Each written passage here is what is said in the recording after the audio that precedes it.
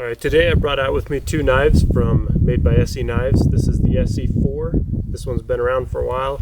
And this is the ESEE PR4, part of their Tumbled series that just came out recently. And my intention for doing this video is just to kind of compare and contrast these knives. They're very similar. As you can see, the size is almost identical. But for any of you who are looking at one of these knives and trying to decide between one or the other, I'm just hoping to be able to shed some light on them because I have used both of them quite a bit.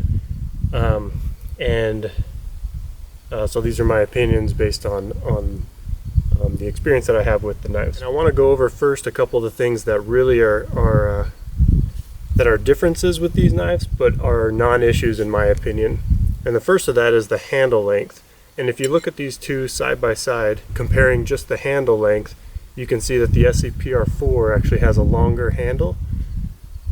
And the reason I say that that's a non-issue is because once you factor in this extra finger choil that the ESEE 4 has, you see that in hand they're actually very similar, almost identical. And so I don't find that being an issue personally. If anything, the ESEE 4 has a slight advantage because it has the shorter handle, which every now and then that might actually come in handy when you're needing to get into tighter places. But it is something to keep in mind if you prefer to have that full grip on a dedicated handle versus having to use that finger choil.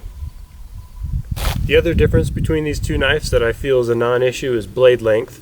Again, if you butt these up next to each other so that just the exposed blade is showing, you can see that the ESEE 4 has just a little bit extra blade reach there. And the reason I say that's a non-issue is because the main reason that has extra length is because of that finger choil. And so once you line it up, comparing only those cutting edges, you see that they're very similar. The ESEE 4 still has just a slightly longer reach to it, but it's not enough to make it a deciding factor, one versus the other.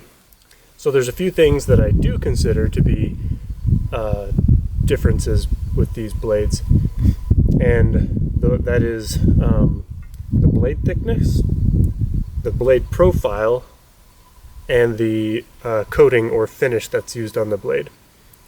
And all that kind of goes hand in hand with what each of these knives were originally designed for, their intended purpose. So I want to get into each of those three things. So first of all, blade thickness.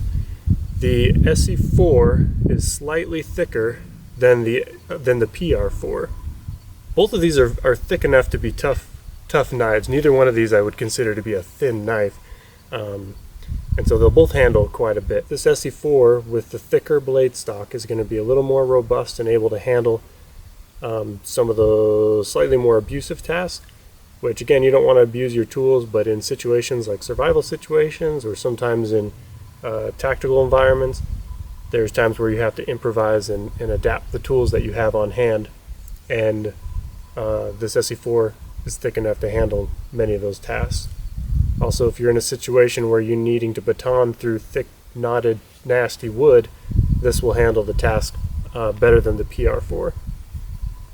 Now that being said, the ESEE PR4 is still a very durable knife, but it's just a little thinner blade. I wouldn't baton this through heavily knotted wood. It's designed more to handle the regular campcraft kind of tasks, where a lot of times you have a saw or an axe in your pack too. This thinner blade, you do feel the difference when you're cutting. It cuts very nice, slices right through. So for regular campcraft kind of things, this knife really does well. Whereas this one will handle those things too, but you're having to work with a little bit thicker blade stock, so that gets in your way a little bit. So blade profile, you can see these both have a different blade profile. The ESEE 4 has a drop point style blade where it's mostly horizontal for most of the spine of the blade and then just drops slightly toward the point. That's a very durable style blade and it'll handle a variety of tasks. One thing that I like with the drop point style blade also is if you get in a situation where you're having to baton through thicker wood, you still have a decent amount of surface material exposed to baton with, whereas something more like the spear point style of the PR4, that downward pointing edge might be all you have to hit with a baton, and so your batoning becomes less efficient at that point. The other advantage of this drop point style blade is you have a nice belly portion of the blade, and that can be used well for skinning game and cleaning game and that kind of thing. So the ESEE PR4 is a spear point style blade, kind of a spear point. It's mostly, it doesn't start to drop down till about here, and it's only sharpened on the one end, but once it drops down, it drops all the way to that center line mark, and that makes it yield very well to drilling holes, and also using that furthest edge of the blade, because there's less belly in that blade, so it performs more like a straight edge of a blade than a curved edge. So if you're working in close with the very tip of that blade, getting in to clean up the notches, that tip works very well. And I can do that with this blade too.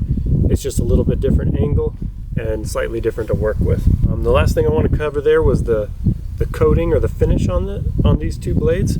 This powder coating on the ESEE4 is very durable, and it'll help to prevent the rust buildup on this carbon steel blade. You can see that on mine it's worn away a little bit, but that's from extensive use, a lot of batoning, and really trying to see what this blade can do, and it's handled it well. The ESEE PR4 actually has a oxide finish on it, and that kind of a blade treatment does hold up against rust, but not nearly as well as the powder coating. This is more of a treatment of the steel to help it withstand rust than it is a actual covering to block moisture from getting to the blade. So it can still rust through that coating, so you do need to take care of your blade, but it's not a bad finish. And one of the things I really like about it is that it doesn't take up space on your blade, meaning when you're cutting you don't feel any friction against that like you do on a powder coating. And even with this it's minimal, but I do notice that when I pull this one out with the oxide finish, that it's just slick and that there's no resistance there. Another thing with this blade too is that the spine of the blade is uncoated, unlike the ESEE4. It's uncoated, and it's also at a 90-degree edge there, which means you can strike your ferro rod with this, again making this knife ideal for those kind of campcraft, bushcraft style things. So the ESEE PR4 works great for the bushcraft and campcraft kind of tasks. That's where it really excels. Everything about this design really makes it work well in that environment and for those tasks. And so that's kind of, if that's more where you're leaning, go with the ESEE PR4. This one works great also if you're combining it with other edge tools like an axe or a saw. The ESEE4, on the other hand, is also designed with the outdoorsman in mind, so it can handle those bushcraft and campcraft tasks, but it's also made to be robust enough to function as a survival knife and also in a tactical environment. Whenever you have a knife that can handle a wide range of tasks, it also means it's not going to excel in any of one of those areas. So if you're looking to add a knife to your bug out kit, looking for something for survival, or to go on your vest for military purposes or anything like that, this is a really good knife for that because it can handle a little bit extra abuse. So if you're looking to buy one of these and I didn't answer the question that you had, or you still have questions, feel free to comment in the section below.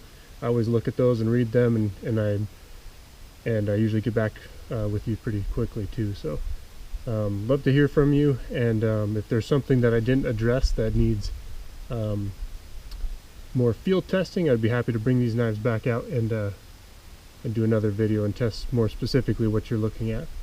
So thank you for watching, and please subscribe too if you haven't done so already. Thanks.